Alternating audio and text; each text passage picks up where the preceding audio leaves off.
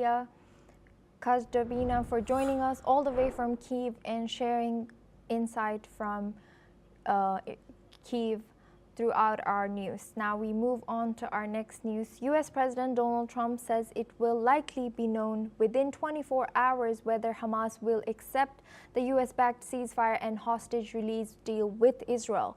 Speaking on Friday, Trump described the proposal as a final offer, adding that Israel has already agreed to the terms for a 60-day ceasefire, during which both sides would work towards ending the war.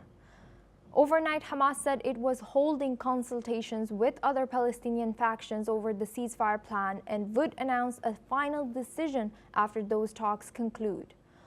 A source close to Hamas said the group is seeking guarantees that the latest deal will lead to a permanent end to Israel's military campaign in Gaza.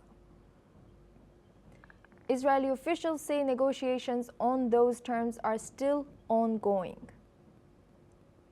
The war began in October 2023 when Hamas launched a deadly attack on Israel, killing 1,200 people and taking around 250 hostages, according to Israeli tallies. Since then, Gaza's health ministry says over 56,000 Palestinians have been killed in Israel's retaliatory offensive, which has sparked accusations of genocide and war crimes at international courts, allegations Israel strongly denies. Now we are joined by Thomas Porteous, he's correspondent at NewsX World.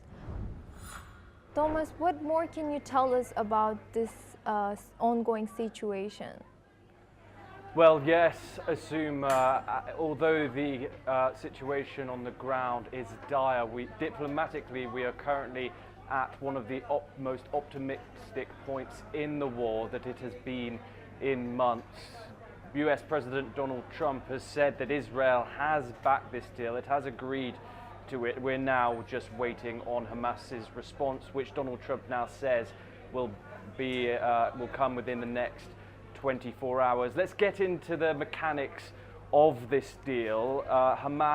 The deal says that Hamas will release 10 live Israeli hostages along with 18 bodies. The deal also includes the unrestricted flow of aid into Gaza from from bodies like the UN, and also a partial withdrawal of Israeli troops apart from key corridors in Gaza. Can I just reiterate that Israel now has control over 80% of Gaza currently under their Operation Gideon's Chariot that was launched just over a month ago now. Netanyahu still reaffirms his idea of wanting to destroy Hamas. However, it seems to be that bringing those hostages home has become higher on his agenda, something that the hostage families were concerned about with the ongoing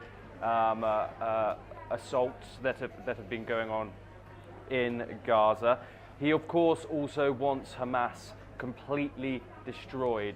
However, this deal, if it does get accepted, is only a truce. There is going to be a vision for a more permanent end to the war. However, this will only be a 60-day pause in hostilities with the hopes of further negotiations going forward and hopefully bringing an end to the war permanently.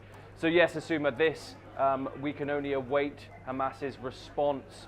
Donald Trump will be no doubt vocal about it on social media if it doesn't come soon, and we will bring you all the developing updates that we get as soon as they are announced. Thank you very much, Thomas. You will stay with us as we move on.